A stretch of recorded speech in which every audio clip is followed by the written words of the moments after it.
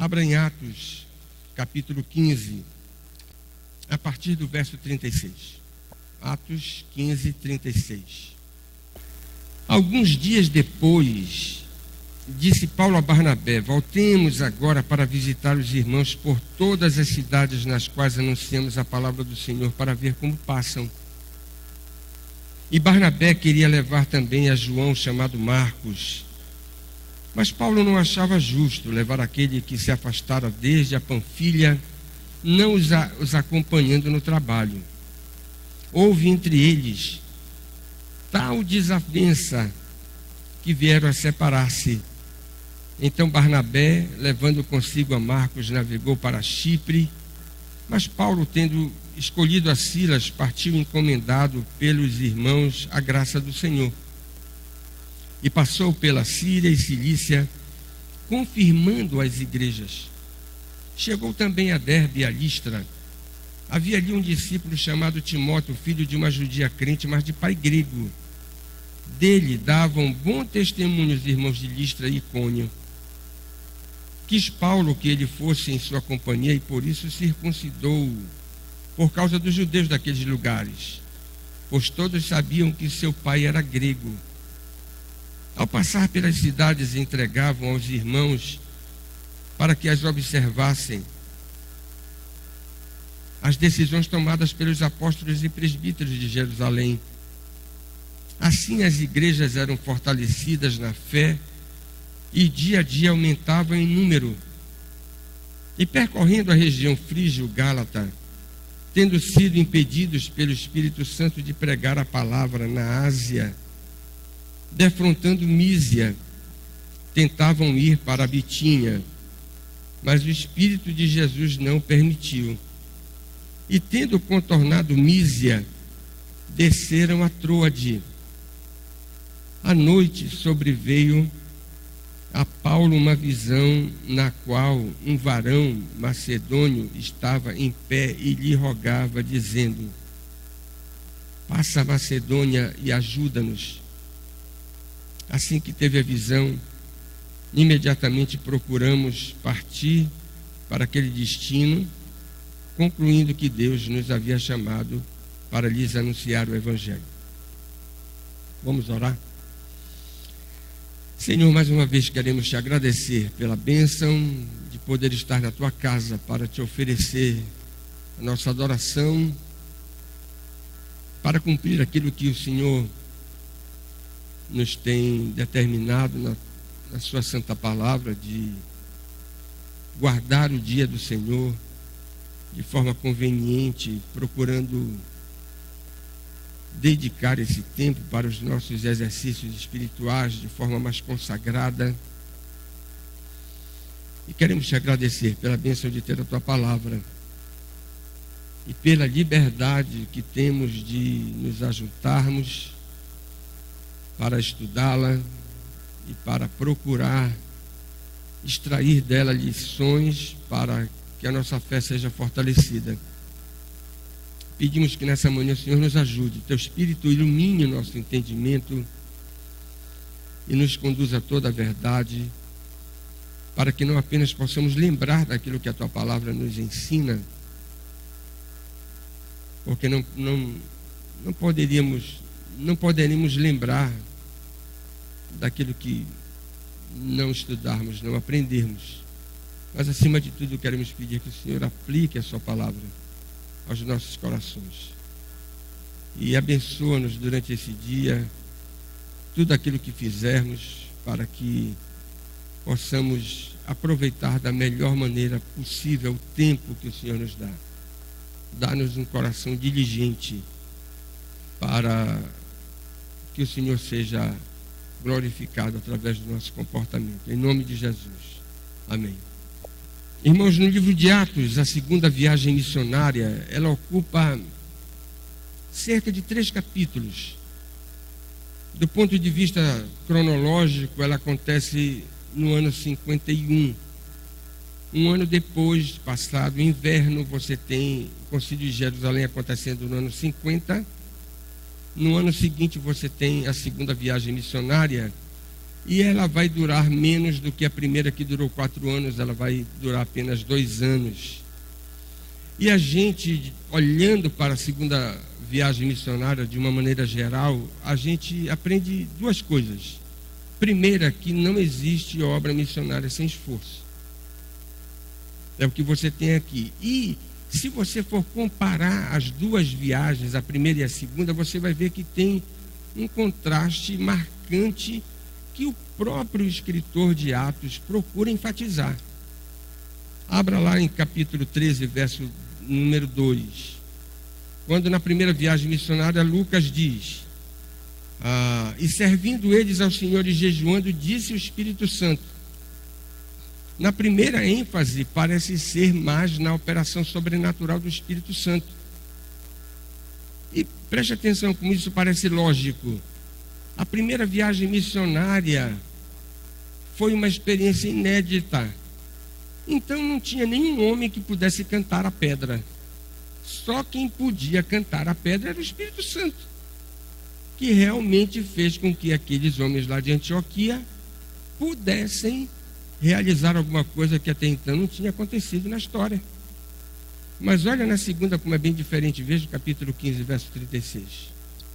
A empreitada parece mais decorrente do zelo pastoral de Paulo e Barnabé. Parece que mais de Paulo em confirmar aquelas igrejas que haviam sido estabelecidas durante o primeiro percurso.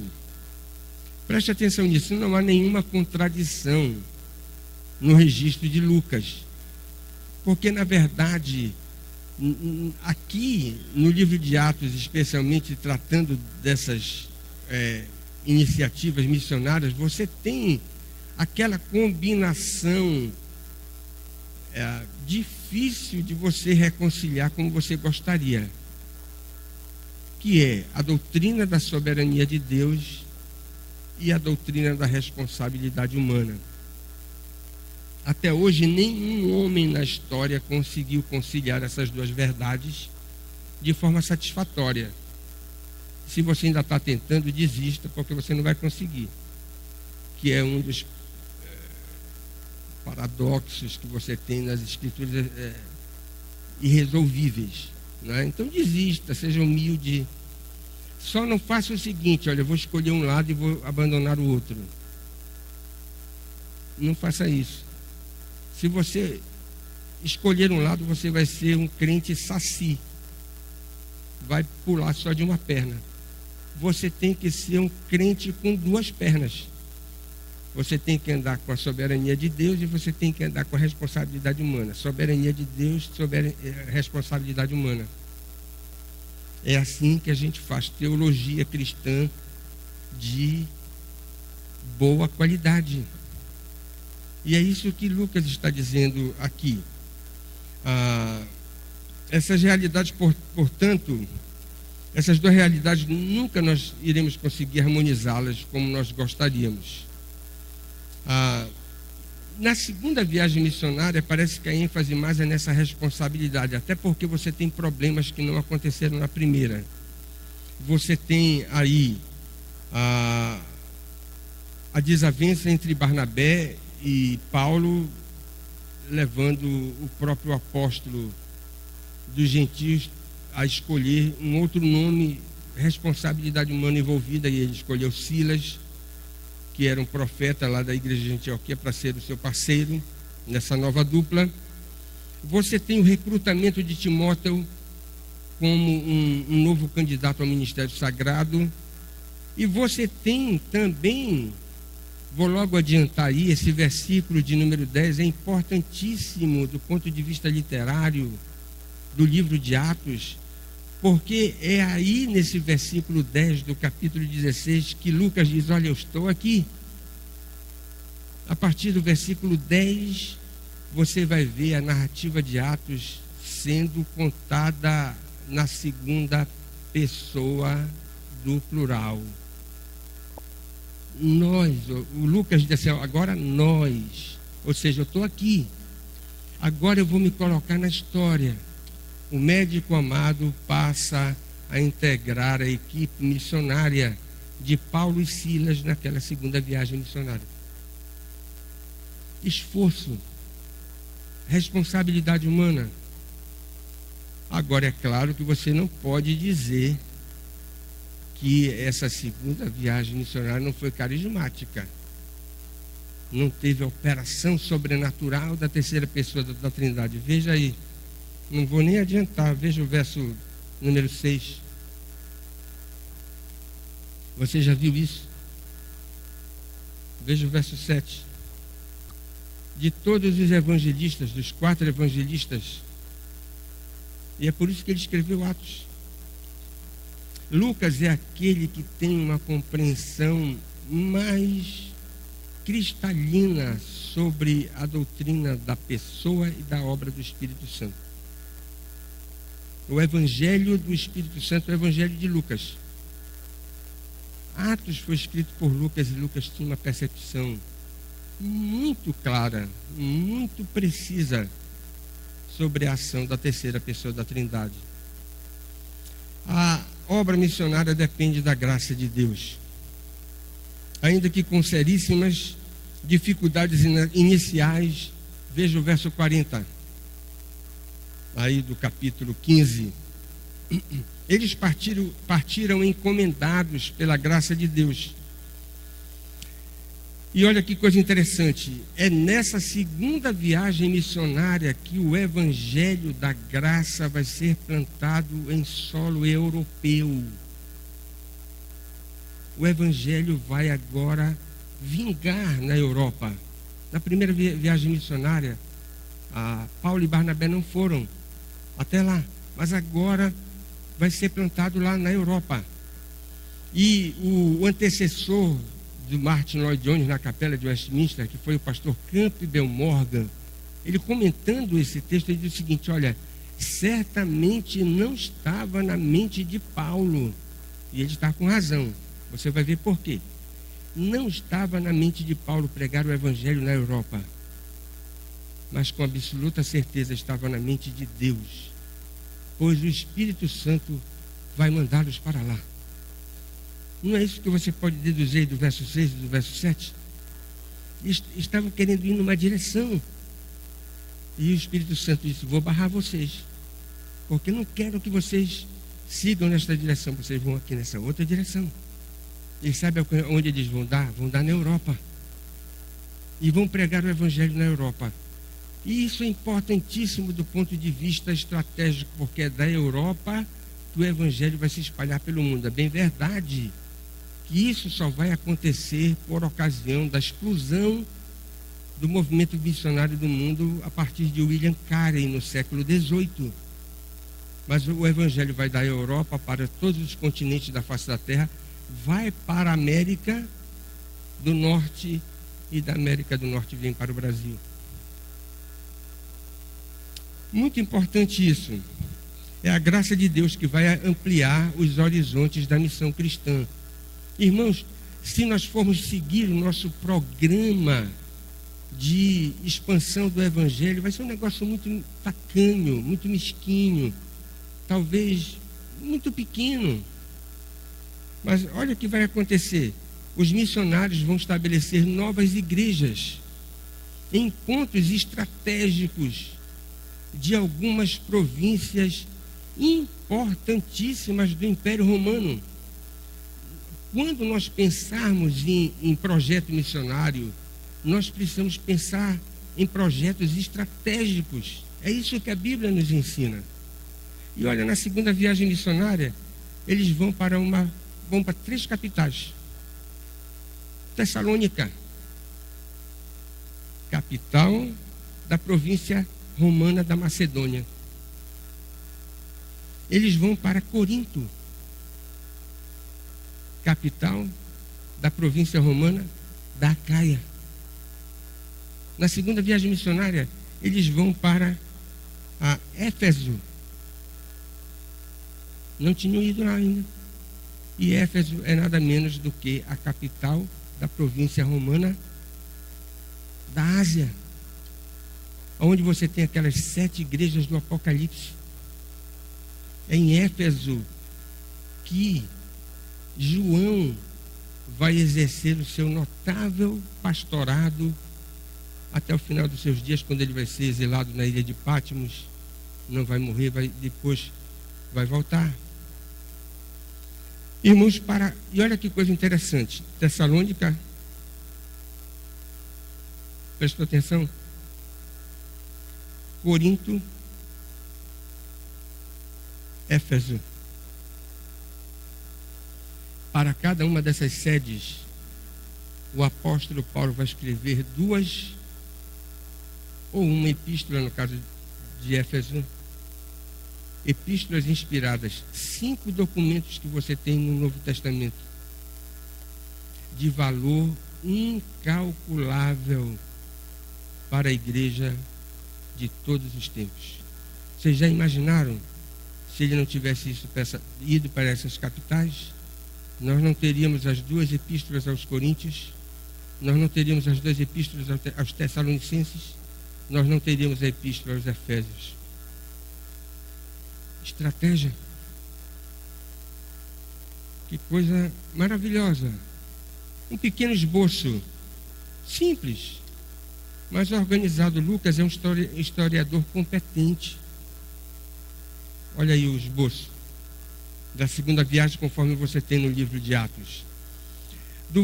O texto que eu li, nós temos um início que a gente pode dizer assim, atrapalhado.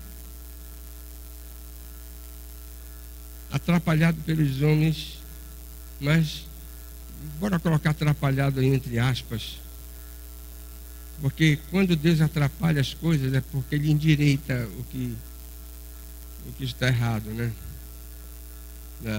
Você tem também o Espírito Santo atrapalhando a viagem, e é uma atrapalhação maravilhosa. E o início você tem até o capítulo 16, verso 10. Depois você tem Filipos, Tessalônica, Bereia, Atenas e Corinto. 5 cidades visitadas e descritas pelo próprio apóstolo. E no capítulo 18, no verso de 18 a 23, você tem um final encorajador dessa segunda viagem missionária. O que é que nós aprendemos desse início? Eu quero só ver as lições relacionadas com esse primeiro item. Até nos seus melhores momentos, a obra missionária experimenta sobressaltos. Parece essa ser a lição desse início que nós temos aí do capítulo 15, 36 até 16, 10. Depois de passado o inverno, Paulo e Barnabé conversam e concordam em seguir numa segunda empreitada para confirmar, diz o texto, as igrejas que eles haviam estabelecido na primeira viagem missionária. Eles não estavam pensando em novos pontos de trabalho, mas como diz o profeta Isaías, os nossos caminhos não são os caminhos de Deus. Os caminhos de Deus são mais altos do que os nossos caminhos. E é por isso que você vai ter o Espírito Santo ajeitando aquela viagem. E um detalhe interessante, nesse registro de Lucas, e você vai ver que todo escritor bíblico, você não tem nenhum homem inspirado por Deus para escrever um texto com autenticação divina que seja um camarada talhado para produzir peças românticas. Você não, uma das marcas distintivas da Bíblia Sagrada e a prova da sua inspiração é que você não tem novela.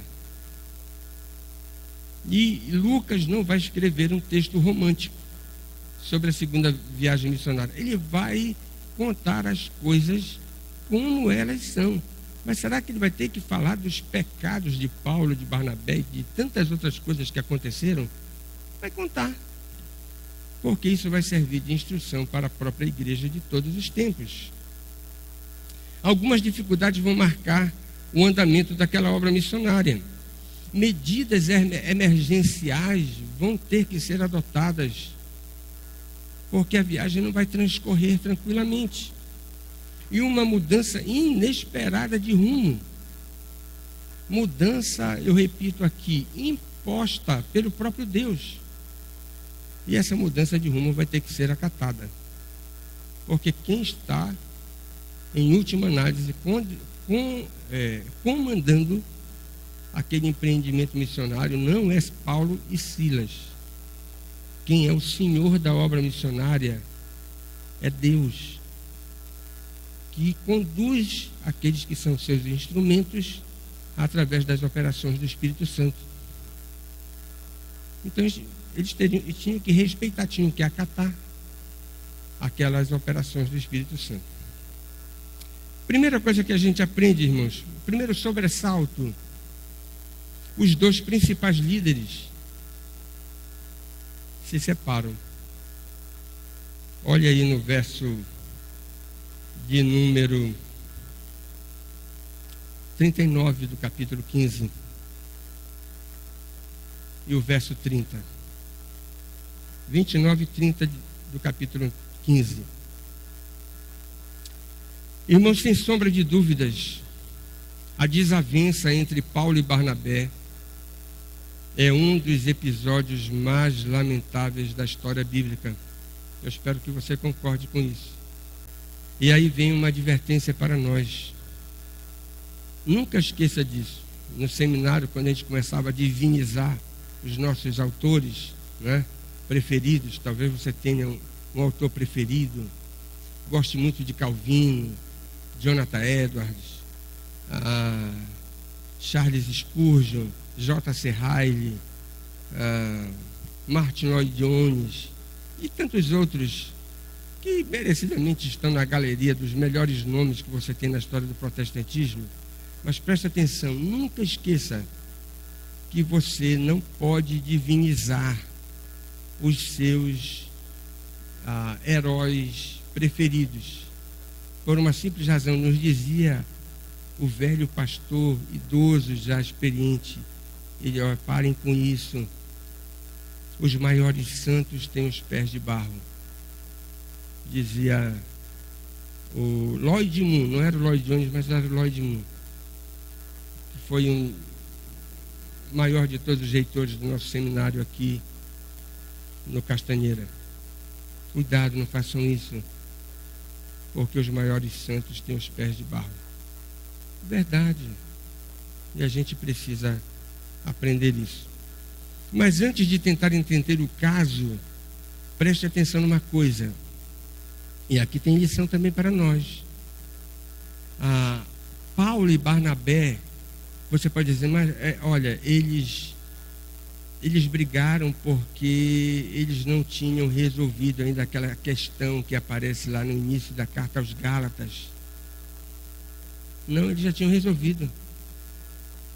Lembra da carta aos Gálatas, quando o apóstolo diz assim: olha, nós estávamos na maior comunhão, na maior alegria, e aí chegaram os camaradas do partido judaizante, e aí Pedro viu, olha, chegaram os fiscais, né? Os fiscais de Jerusalém. Então Pedro disse: olha, colocou os gentios de lado e agora se apartou para ficar só com os judaizantes, dizendo: olha, eu não estou me contaminando com os gentios. E Paulo disse: olha, eu repreendi Pedro face a face. Mas Paulo diz: olha, o pior de tudo aconteceu. Barnabé se deixou influenciar pela dissimulação deles. Puxa, Barnabé. Aí talvez você possa dizer: bem, eles brigaram aqui porque eles não resolveram essa questão que aparece lá no início da carta aos Gálatas. Não é verdade, eles já tinham resolvido.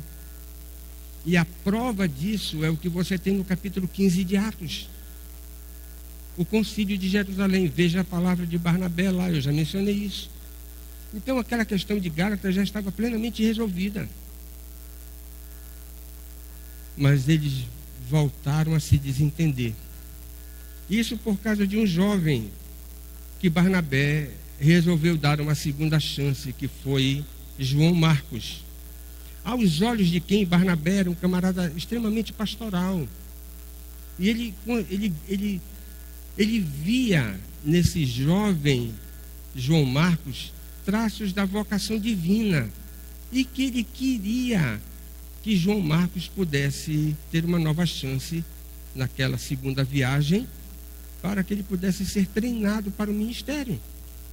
A sugestão não foi acatada pelo rígido padrão daquele que havia sido um ex-fariseu, o apóstolo Paulo.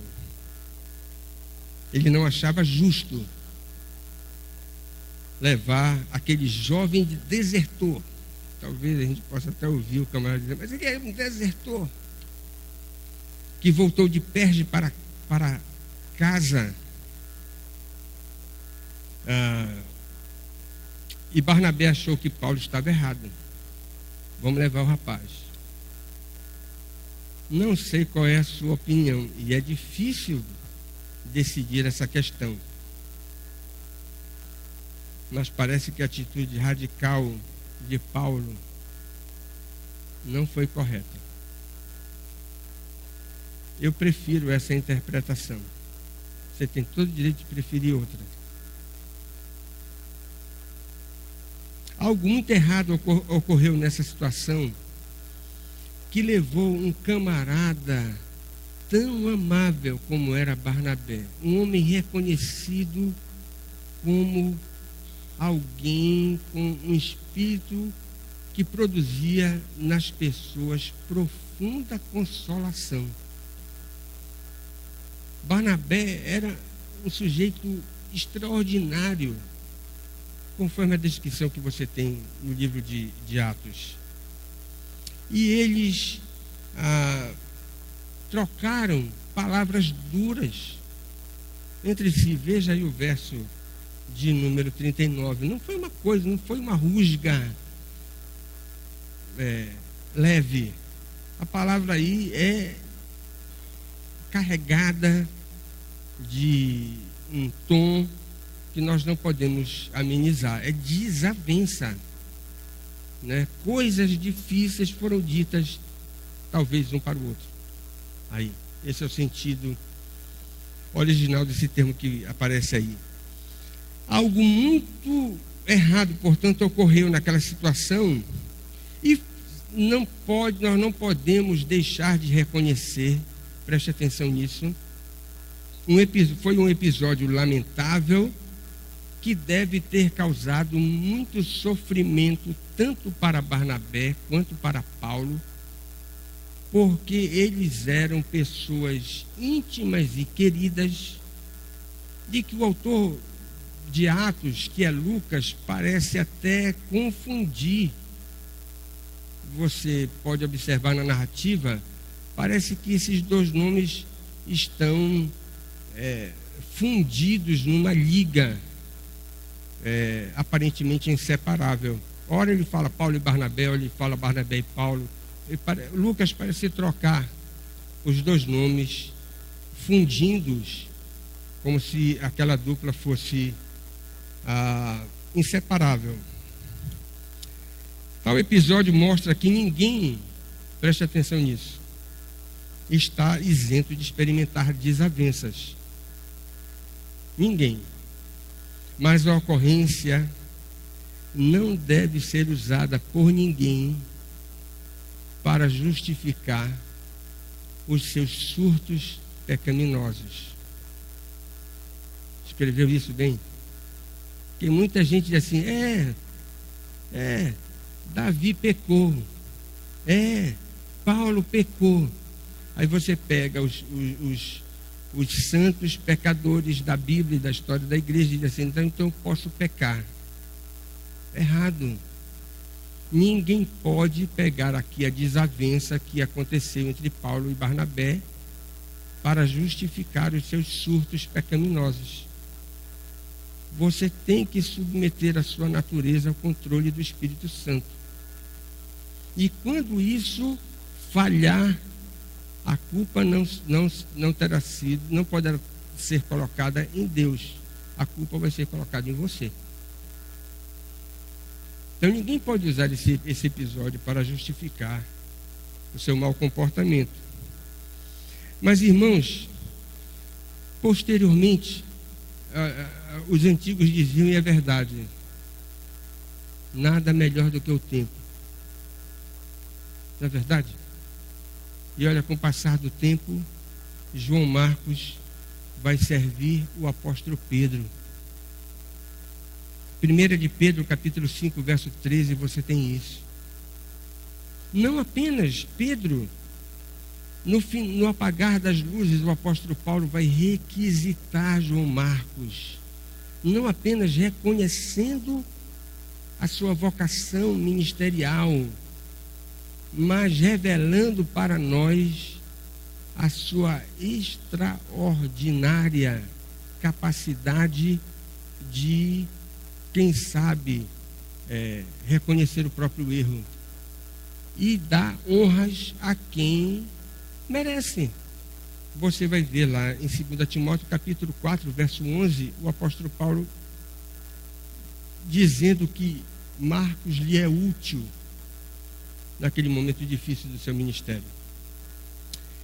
Irmãos, os mais distintivos servos de Deus também são pecadores. E Charles Swindoll diz o seguinte: uma das características que eu acho mais atraentes na Bíblia é o seu realismo. Quando Deus pinta o retrato dos seus servos nas Escrituras, essa pintura não é romântica. Pelo contrário, Deus insiste em nos mostrar pecadores com as suas verrugas e manchas, para dizer que eles eram homens de carne e osso, assim também como nós. Segunda coisa, irmãos, um jovem recrutado para o ministério. Veja aí, a partir do capítulo 16, do verso 1 até o verso de número 5. 5 anos antes, possivelmente, Paulo e Barnabé pregaram em Listra, e Eunice, que era mãe de Timóteo, e o seu filho provavelmente creram no evangelho da graça apresentado por aquela dupla. E a vida desse jovem crente, ela era marcada por um excelentíssimo testemunho, é o que você tem aí no verso de número 2. E Paulo, que também tinha uma percepção tão especial quanto a de Barnabé, viu naquele jovem traços de vocação para o ministério. E ele então chamou Timóteo para acompanhá-lo naquela viagem. E Timóteo vai ser uma das maiores alegrias do ministério do apóstolo. Mas havia um problema. Você deve ter percebido aí. O problema era o seguinte: mesmo Timóteo tendo sido criado por uma mãe judia, ele não era circuncidado. E Paulo então toma providências para marcá-lo. Já como um homem adulto, ele vai ser circuncidado. É o que você tem aí, marcado com o sinal da aliança. Alguém poderia dizer o seguinte: olha, será que não há incoerência do apóstolo em virtude das decisões que foram tomadas no capítulo 15, no primeiro concílio de Jerusalém? Paulo se arrependeu, se apresentou no concílio como um dos principais defensores da liberdade cristã. Ninguém, nem um gentil deveria ser circuncidado para confirmar a sua adesão à fé cristã.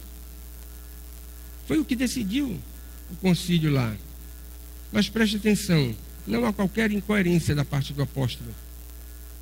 E ele não está se contradizendo aqui, por uma simples razão, e essa informação está no texto, veja no verso 3.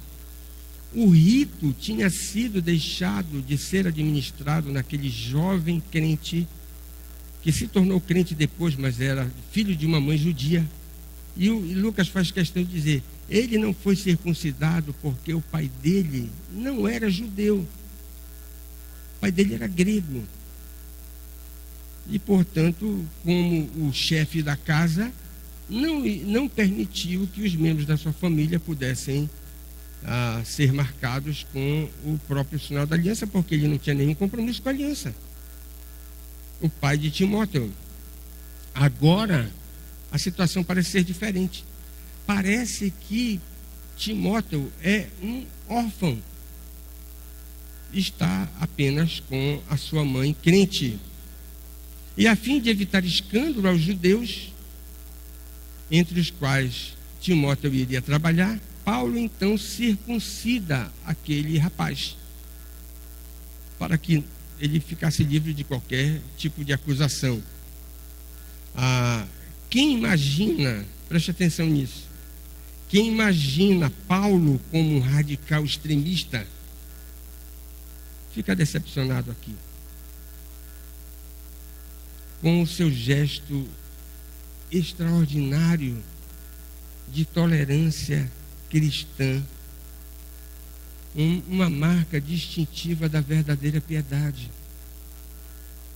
Paulo não poderia se comportar de forma diferente. Agora, ninguém deve imaginar, isso acontece só em partida de futebol no Brasil. Ninguém deve imaginar que esse gesto tinha sido uma espécie de concessão para compensar a dureza com que Paulo tratou João Marcos. Ao impedir, não, agora o juiz que deu um pênalti errado para o time A, agora ele vai dar um pênalti errado também para o time B. A gente vê muito isso em partidas de futebol, né? Paulo não está compensando o seu erro. Sabe por quê? Isso iria depor contra a sua piedade. Não é o seu perfil. E preste atenção, as Escrituras nos advertem, nos ensinam que você não deve compensar um erro com outro erro. E você acha que o apóstolo Paulo fez isso? Ele foi duro com João Marcos, agora ele vai amolecer com Timóteo. Aí sim seria incoerência, contradição, falta de firmeza. E ele não estaria sendo piedoso. Ele não está capitulando. Não está dizendo que, olha, agora eu vou vincular a salvação desse rapaz ao rito da circuncisão que não foi imposto a ele no passado e agora ele vai ser circuncidado para ele provar que ele também é crente. Nada disso. Paulo não está capitulando. Ele apenas está regularizando perante a lei a situação de alguém que reconhecidamente é meio judeu. Ele é filho de uma mãe judia e de pai grego, cujo ato não vai comprometer a consciência cristã. E vai ser um gesto simples para impedir que ele seja,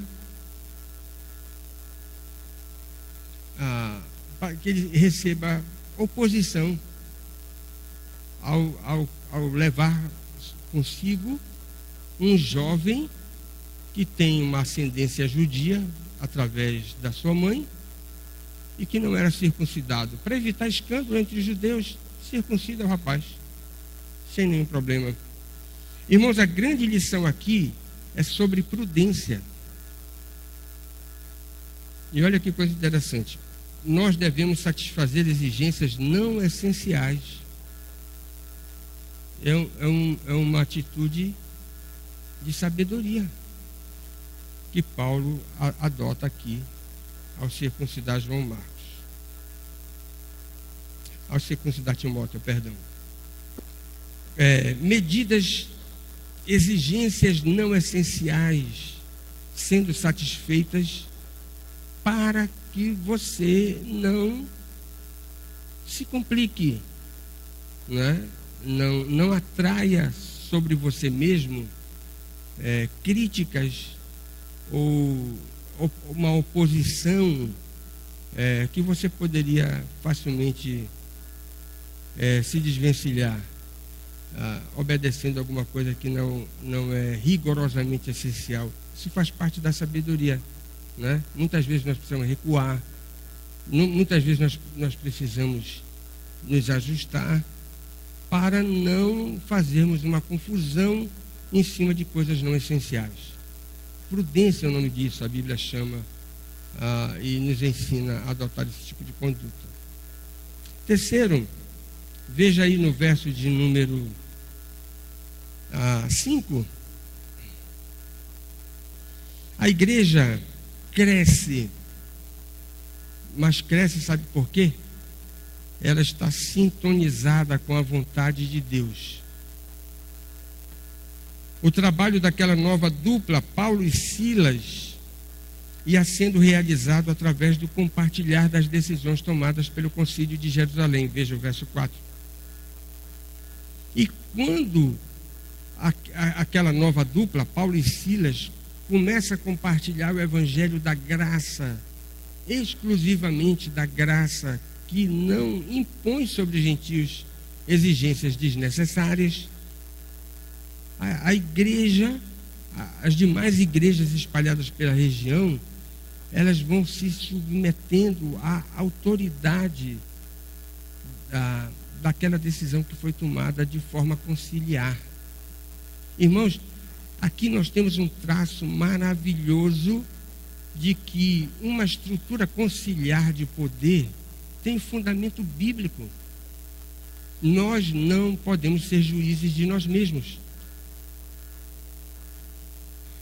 E que coisa interessante, aquelas igrejas da região que foram plantadas por Paulo e Barnabé, agora estavam recebendo a notícia da decisão do Concílio de Jerusalém através de uma nova dupla, e nem por isso essas igrejas disseram: não vamos acatar isso. Aqui é autonomia absoluta.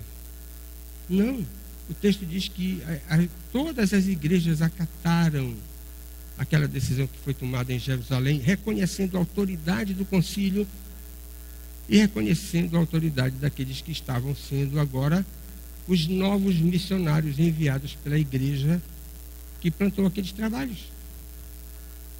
É o que você tem lá. E deve ser notado o seguinte: originalmente, aquelas decisões que foram tomadas pelo Concílio de Jerusalém, elas foram tomadas apenas e objetivamente dirigidas. Veja no verso 23 do capítulo 15. Olhe lá. As igrejas que foram plantadas nas regiões da Síria e da Cilícia. Mas preste atenção que Paulo não está percorrendo aqui a região da Síria nem da Cilícia. Ele está percorrendo aqui a região sul da Galácia. E as igrejas dessa região sul da Galácia, que não receberam objetivamente aquelas decisões, acatam o acórdão do Concílio de Jerusalém, notando que em toda a comunidade primitiva do mundo da época havia uma sintonia com a vontade de Deus, não apenas expressa, porque aquilo que o Concílio de Jerusalém decidiu acertou na mosca, que nós vimos aqui, era a preservação do Evangelho da Graça, era a defesa da verdade. Não apenas essas igrejas reconhecem aquilo que havia sido decidido como sendo a mais pura expressão da verdade, mas estava reconhecendo também a autoridade daqueles homens que estavam sendo enviados naquela segunda viagem missionária para confirmar a fé que havia sido plantada naqueles lugares. E preste atenção que na primeira viagem nós temos 2 apóstolos, porque Barnabé é tratado por Lucas em Atos como apóstolo. Paulo e Barnabé, mas nós só reconhecemos a autoridade de apóstolo. Mas a segunda dupla, quais eram os ofícios deles? Prestaram atenção nisso? Paulo é apóstolo, mas e Silas? Não é apóstolo. Silas é profeta. Capítulo 15 já nos disse isso, né? Silas e Judas, que eram também profetas. E agora você tem um apóstolo e um profeta naquela nova dupla.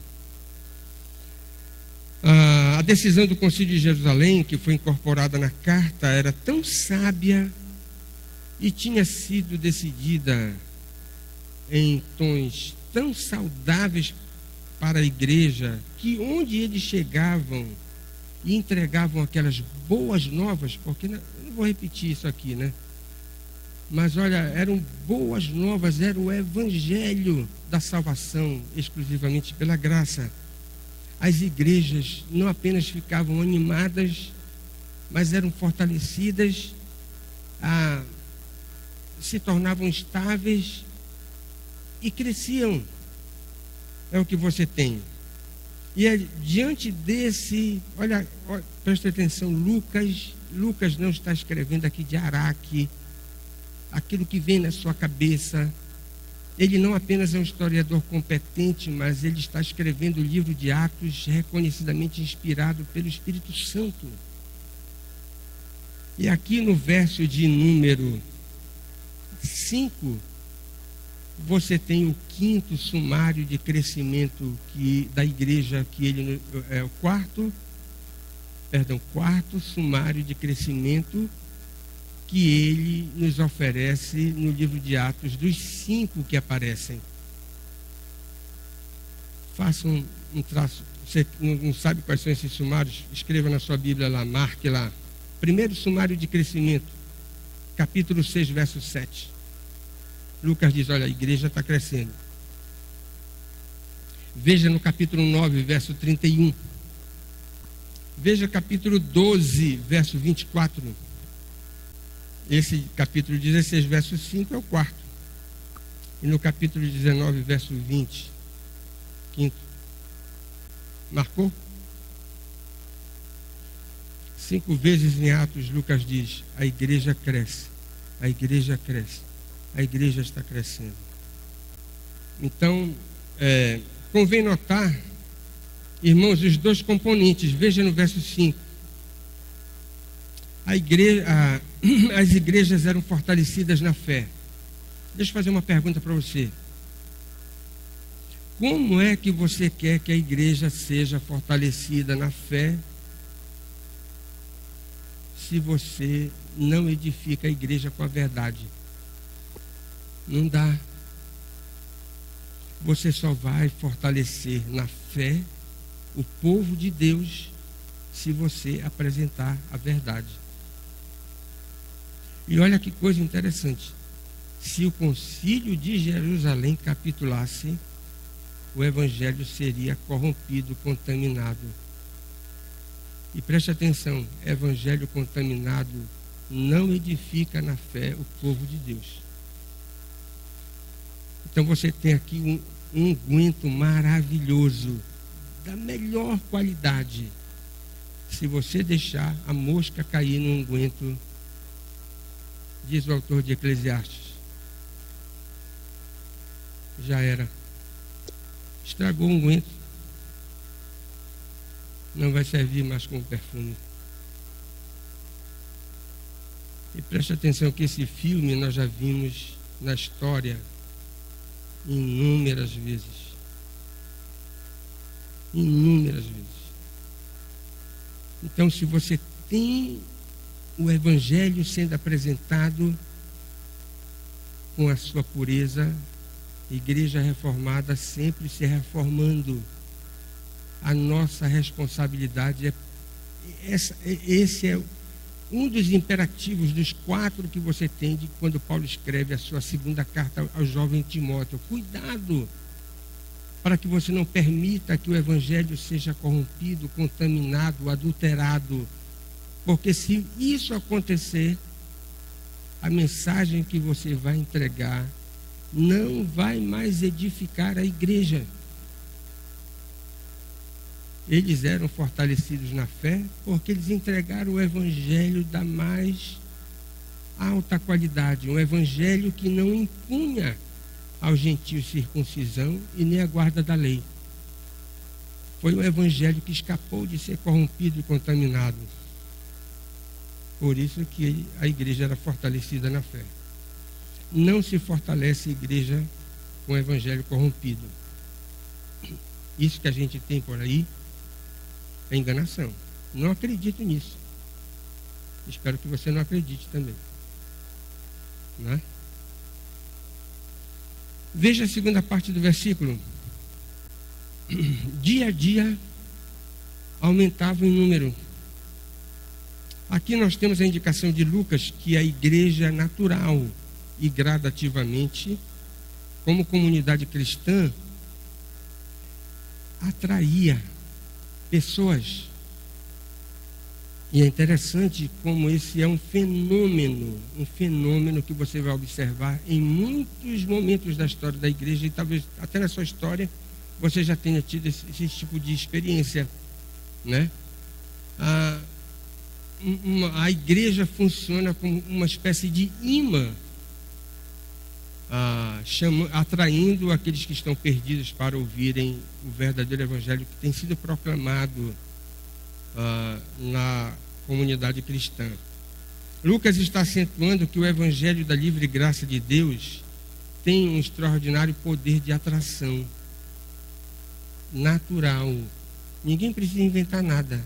Apresenta o evangelho nas suas verdadeiras cores e deixa que o autor do evangelho, através do poder do Espírito Santo, faça o seu trabalho. Agora, qual é a implicação disso? E quando uma igreja não cresce? 10 anos, 20 anos, 30 anos, 40 anos, 50 anos e você tem uma comunidade atrofiada. E aí? Tem alguma coisa errada. Concorda? Concorda. Você tem que concordar. É teologia bíblica. Uma igreja não pode permanecer atrofiada há 50 anos. Nós não estamos no reavivamento. É verdade. Como eles estavam aqui passando, né? Mas, ordinariamente, né, discretamente, uma comunidade que vive um padrão razoável de fé cristã, ela atrai. É o que a Bíblia nos ensina. Não diz o escritor que nós devemos desconfiar se alguém não tem evangelho suficiente para transmitir para outras pessoas. Assim também uma comunidade cristã que não cumpre o seu papel elementar no mundo de atrair pecadores, ela está pondo em dúvida a sua própria vocação. E Lucas diz, olha, a igreja era fortalecida porque estava sendo instruída pela verdade e dia a dia aumentava em número. E a última coisa, irmãos, que nós aprendemos aí desse texto do verso 6 até o verso 10. Portas que se fecham são iguais às que se abrem. Diz o poeta sacro, se abertas ou fechadas por Deus. Irmãos, essa visão de Troade, ela é impressionante. Impressionante. Eles chegaram no final da linha da primeira viagem, que era Perge.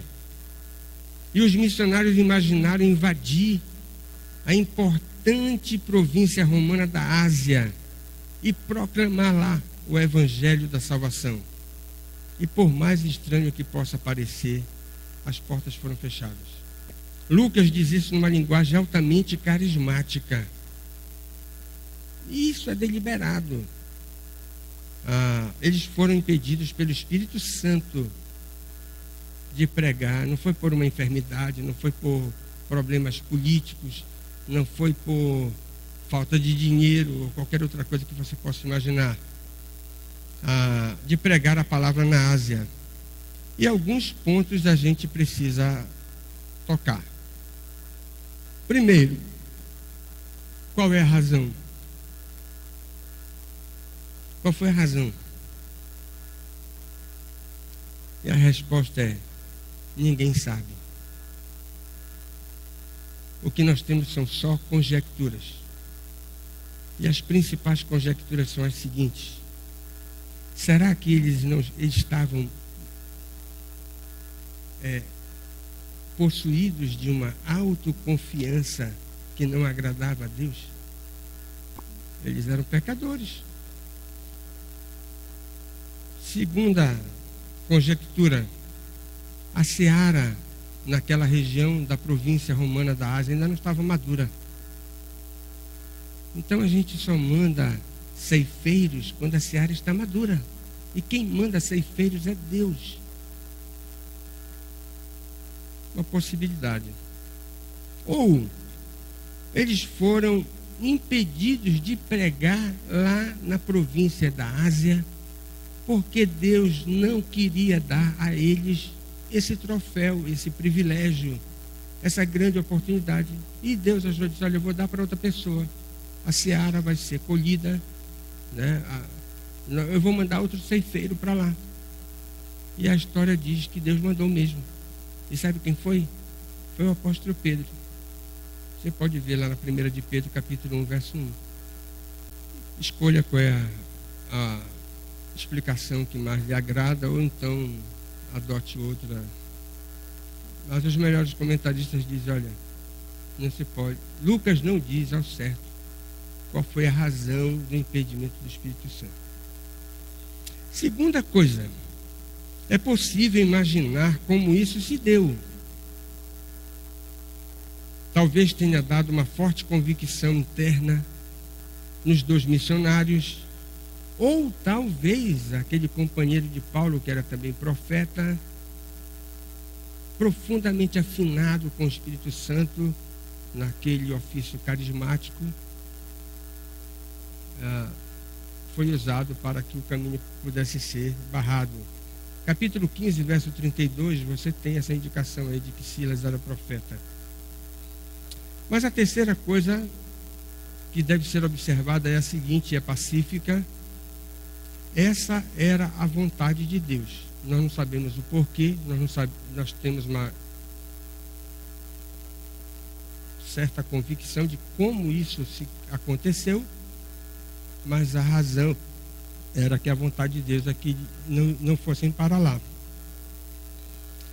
O caso se repete quando eles, olha lá, logo em seguida intentam alcançar a Bitínia. Veja o verso 7.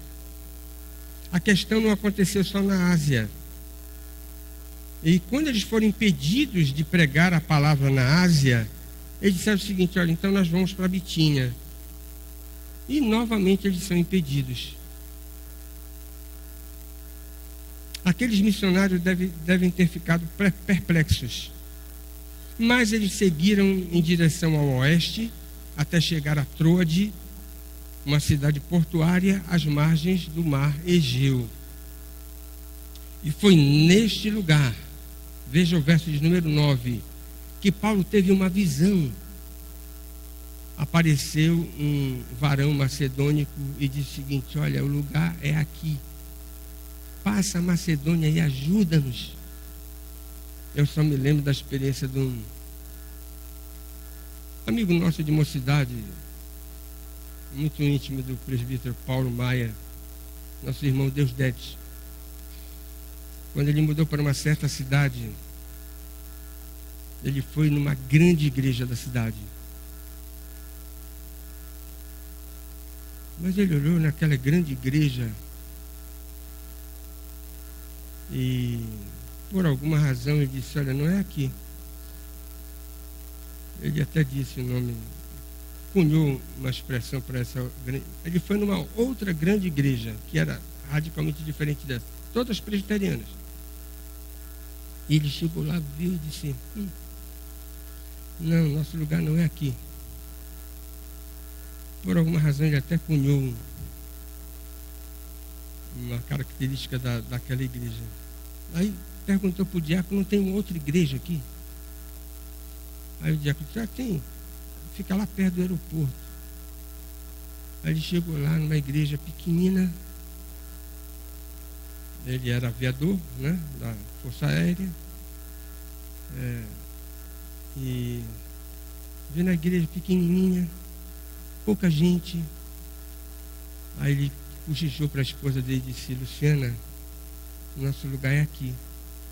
Porque sabe como é que se chama o nome dessa igreja? É a Igreja da Necessidade.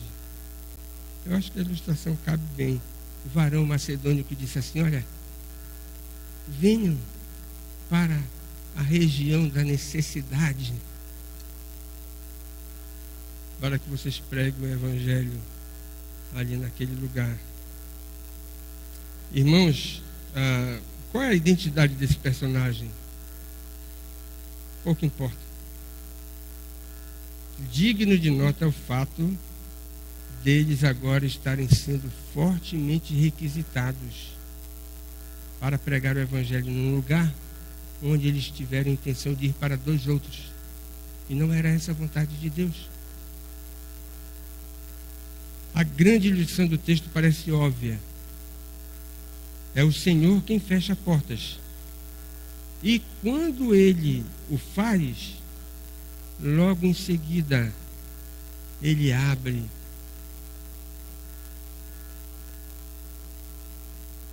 uma floresta, né? Caminhos. Uma direção lhes é proibida e outra se abre a eles. De um lado o Espírito fala, não vá. E do outro lado o Espírito diz, venha. Que texto maravilhoso. Uma doce conclusão pairou sobre o coração daqueles homens. E veja o verso de número 10. Eles experimentaram uma profunda paz do Senhor. É o que você tem. Já mencionei que esse verso 10 é muito importante, porque é aqui que o médico amado Lucas passa a integrar a viagem e a escrever o livro de Atos a partir de então na segunda pessoa do plural. Nós. É o que você tem. Talvez depois de prestar assistência ao apóstolo como médico e segundo os propósitos divinos, ele passa a registrar a história sagrada de forma inspirada. Irmãos, que texto maravilhoso para a nossa instrução. Deixa eu fazer 2 aplicações para nós, para a gente terminar. As dificuldades na obra de Deus, por inúmeras razões que eu não vou declinar aqui, essas dificuldades são inevitáveis. Mas a gente sempre deve lembrar das palavras de Jesus Cristo em João capítulo 16, verso 33. No mundo passais por aflições, mas tende bom ânimo. Eu venci o mundo.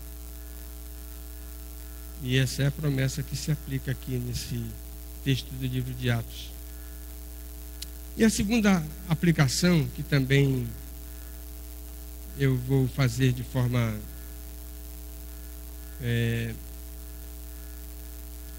assertiva, né? Quando nós fazemos a vontade de Deus, seja em que esfera você possa aplicar isso, os resultados sempre são os melhores. E tem uma coisa que a gente deve colocar para acrescentar aí. Os resultados não apenas são melhores, mas preste atenção nisso. Seja humilde para reconhecer. Você nunca será capaz de prever o que Deus vai fazer quando você se colocar nas mãos dele para caminhar com ele e gozar da sua companhia. Preste atenção que o contrário disso também é verdadeiro. Se você teimar em não fazer a vontade de Deus, em andar na contramão, você vai ter uma garantia: o chicote vai perseguir você. E mais ainda, seja humilde também para reconhecer: você não vai saber o tamanho da peia. O castigo também é imprevisível. Assim como a bênção você não é capaz de antecipar, você talvez seja surpreendido como você nunca imaginou. Também na questão do castigo, olha, e diz o bispo Riley, essa é uma das mais trágicas facetas do pecado, porque ele promete que ele não vai punir você, e você vai apanhar como você nunca imaginou, se você decidir pecar.